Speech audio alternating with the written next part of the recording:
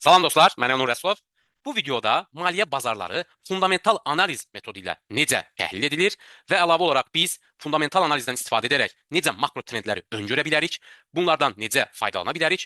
Ola bilər ki, siz ümumiyyətlə maliyyə bazarında ticarət etmirsiniz və ya da maliyyə bazarından yaxından uzaqdan əlaqəniz yoxdur. Ən azı bu məlumatları bilməklə, makro trendləri öngörməklə öz yığımınızı inflyasiyadan qoruya bilərsiniz və yaxud da ki, öz yığımınızı, vəsaitlərinizi diversifikasiya edə bilərsiniz. İndi gəlin baxaq, görün maliyyə bazarında trendlər necə formalaşır, bunların səbəbi nədir bu trendlərin və biz o trendləri necə öngörə bilərik. Ümumiyyətlə siz maliyyə bazarında ticarət edirsinizsə, analitiksinizsə, tradersinizsə və yaxud da ki, ümumiyyətlə öz sahənizdə real məhsul alış-satışla məşğul olursunuzsa, burada önəmli faktor bazarı öngörə bilməkdir, onu duya bilməkdir. Yəni bazara postfaktum şərhlər vermək belə baxanda hər hansı bir fayda verməyəcək. Önəmli olan onu öngörə bilməkdir. Və öngörə bilmək üçün də biz nələrə baxmalıyıq, praktik olaraq izah etməyə çalışacağam. Sona qədər izləsəniz. İndi baxaq. Bir valyuta cütlüyü ilə başlamaq istəyirəm. Avstraliya dolları və Yeni Zelandiya dolları. Diqqət yetirin, Avstraliya dolları və Yeni Zelandiya dolları təxminən bir il içərisində, yəni 2025-in aprel ayından etibarən təxminən deyək 10%, 10.30, 10% deyək ki, dəyər qazanıb. Avstraliya dolları Yeni Zelandiya dollarına qarşı 10% bir il içərisində təxminən dəyər qazanıb. Bunun səbəbi nədir? Niyə görə Avstraliya dolları Yeni Zelandiya dollarına qarşı bahalandı? Biz bunu öngörə bilərikmi və yaxud da bilərdikmi?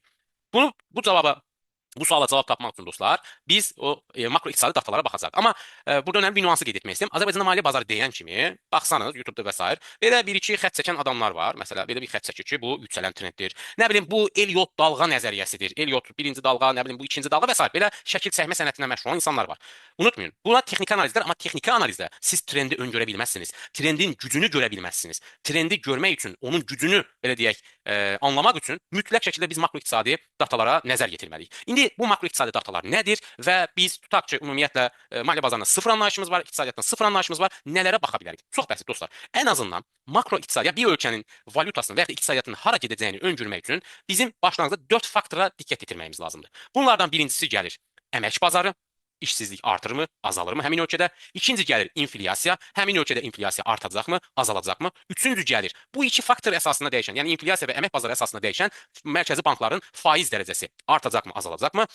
Dördüncü gəlir isə ÜDM, yəni ölkədə iqtisadi artım varmı, yoxmu? İndi bu faktorlar əsasında gəlin Avstraliya iqtisadiyyatını və eyni zamanda Avstraliya iqtisadiyyatında olan bu sadaladığım makroiqtisadi faktorlara və Yeni Zelandiyada olan həmin bu sadaladığım makroiqtisadi faktorlara baxaq ki, görüm Avstraliya dollarının Yeni Zelandiya dollarına qarşı bir il içərisində 10% bahalaşmasının səbəbi nədir? Diqqət edin dostlar. Bu Trading Economics saytıdır. Ən azından bura daxil olub istədiyiniz ölkənin makroiqtisadi göstəricilərini buradan izləyə bilərsiniz. Çox sadə. Trading Economics buradan daxil olursunuz. Countries bölməsinə, oradan ölkəni seçirsiniz və orada çıxan makroiqtisadi dataları analiz edə bilirsiniz. İndi mən burada bir qrafikdə hər ikisini müqayisəli şəkildə göstərməyə çalışacağam. Bu mavi xətt, mavi belə deyək də xətt Yeni Zelandiyada olan işsizlik səviyyəsini göstərir. Bu boz rəngli olan xətt isə Avstraliyada olan işsizlik səviyyəsini göstərir. Biz görürük ki, 2023-cü ildən etibarən bu iki ölkə iqtisadiyyatının əmək bazarında bir divergensiya var. Yeni Zelandiyada işsizlik səviyyəsi 2023-dən etibarən sürətlə artmağa doğru gedir və son olaraq 5.4% açıqlanıb. Yəni hal-hazırda Yeni Zelandiyada işsizlik səviyyəsi 5.4%-dir. Onun qarşılığında isə Avstraliyada isə işsizlik səviyyəsinin son olaraq belə daha mötədil olduğunu görürük. Yəni yüksəlir, enir, yüksəlir, daha mötədildir və 4%, 4.1% olduğunu görürük.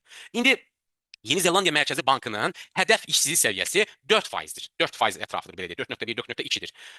Və biz baxırıq ki, Yeni Zelandiyada hal-hazırda işsizlik səviyyəsi Yeni Zelandiya Mərkəzi Bankının hədəf səviyyəsindən yüksəkdir.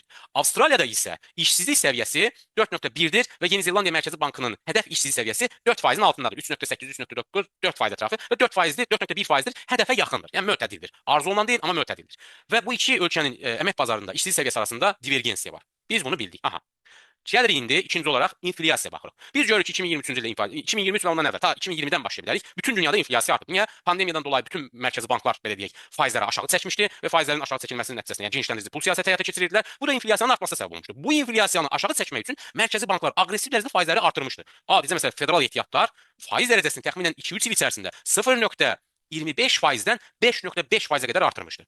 Ona uyğun da Avstraliyada və Yeni Zelandiyada eləmişdi və faizləri artıraraq inflyasiyanı aşağı çəkməyi bacarmışlar. Hətta artıq 2024-ün belə deyək, 3-cü rübündə Yeni Zelandiyada işsizlik, üzr istəyirəm, inflyasiya 2.2%-ə qədər gəlmişdi. Və son olaraq da Yeni Zelandiyada görürük ki, inflyasiya səviyyəsi 3,1%dir. Hansı ki bu da Yeni Zellandiya Mərkəzi Bankının hədəf səviyyəsi ilə üst-üstə düşür. Biz mərkəzi bankların hədəf işsizlik və hədəf inflyasiya səviyyəsini hardan görə bilərik? Monetary Policy Reports deyirlər. Yəni pul siyasəti hesabatlarından görə bilərik. Hər bir mərkəzi bank bu hesabatları açıqlayır.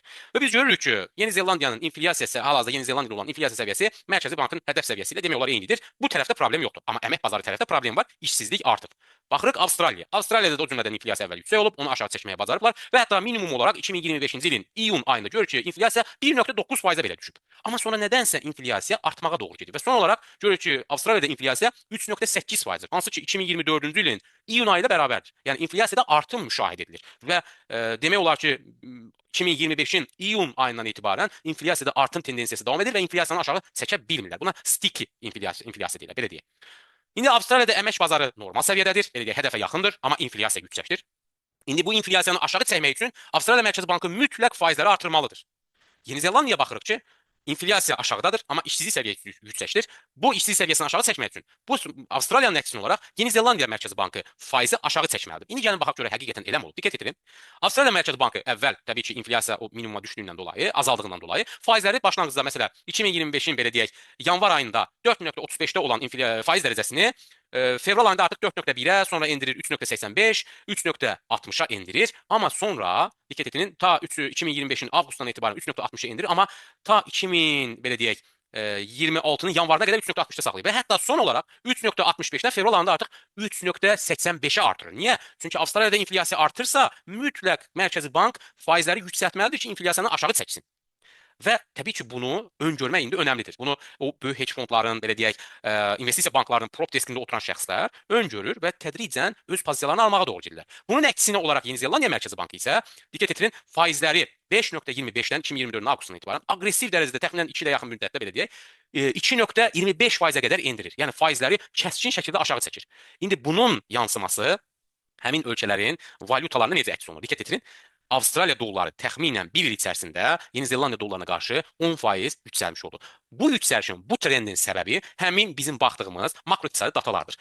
Adətən fundamental analizlə ticarət edən şəxslər düşünür ki, bir çoxsu, məsələn, oturub gözləyir ki, sabah tutalım ki, federal ehtiyatlar faizi aşağı salacaq, mən dolları satım. Amma əksinə həmin günü baxdığınız zaman dollar bir də görəsiniz yuxarı qalxır, yəni yüksəlir.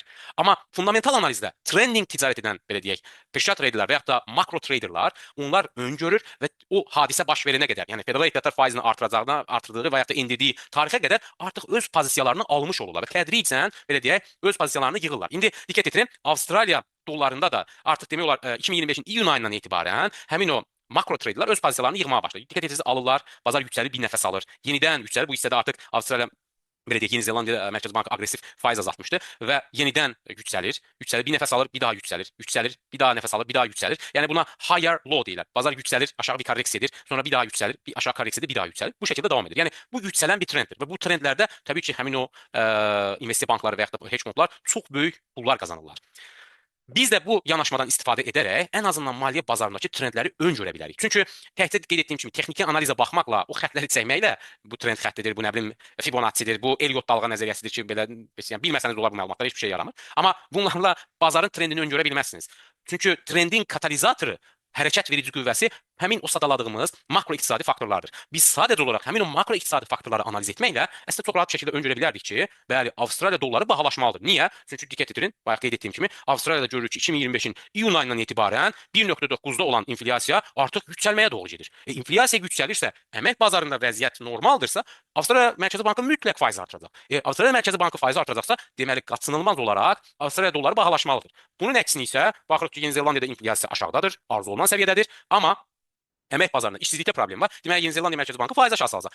Yeni Zellandiya Mərkəzi Bankı faiz aşağı salacaqsa, deməli Yeni Zellandiya dolları ucuzlaşacaq və nəticədə də belə gözəl bir trend formalaşmış olacaq. Dostlar, bu Avstraliya dolları və NZ-də sadəcə bir örnəkdir.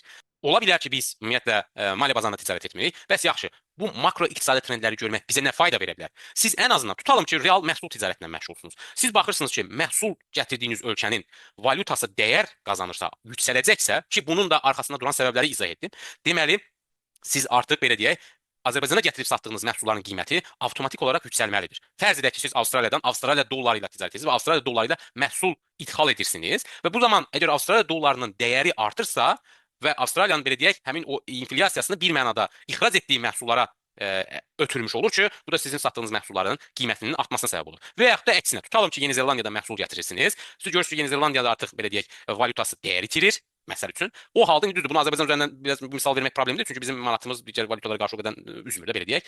Amma məsələn, tutaq ki, Yeni Zelandiyadan Avstraliya məhsul ixal edirsinizsə, əslində sizin valyuta gəliriniz, belə deyək, mənfəətiniz bu valyutada olan artımdan dolayı 10% artmış olur. Yəni siz əslində bu məlumatları sırf maliyyə bazarında ticarət etmək üçün deyil də, real məhsul ticarətinə məşğul olursunuzsa da, ən azı bu məlumatları bilmək sizin gəlirlərinizi artıra bilər və yaxud da ki, bilməsək, ən azından biz valyuta riskindən dolayı mənfəətimiz azalmış ola bilər. Belə dostlar, ümid edirəm faydalı olmuşdur və qeyd etdiyim kimi fundamental analizlə ticarət edərkən biz sabah FED və yaxud da hər hansı bir mərkəzi bank faizi artıracaq, mən gözləyim bu valyutanı alım, yox. Uzun vədə baxmalısınız, trendin formalaşmasını görməlisiniz, onun səbəblərini, o makroiqtisadi dataları analiz edərəkdən öngörə bilirsiniz. Artıq belə deyək, kapitalizm olsunmu, sosializm olsunmu və s. bunlar bizim kimi ölkələrdə müzakirə olunacaq mövzular deyil. Onlar Amerikada, Harvardda, nə bilim, Stanfordda müzakirə edə bilərsiniz. Amma bizim xüsusilə idxaldan asılı olan bir ölkədə bu məlumatların və yaxud da bu tip analizlərin heç bir faydası yoxdur. Əgər siz praktik məsələləri görüb, yəni makroiqtisadi trendləri analiz edib praktik fayda götürmək istəyirsinizsə, ən azından bu sayıladığım faydalara başlanğıc olaraq diqqət yetirə bilərsiniz və bunlardan faydalana bilərsiniz. Belə dostlar, təşəkkür edirəm. Əgər videonu bəyəndinizsə, kanala abunə olmağı unutmayın. Çünki bu tip videoları, praktik əhəmiyyəti olan, belə deyək, videoları çalışacağam ki, artıram. Sağ olun, sağlıqla qalın.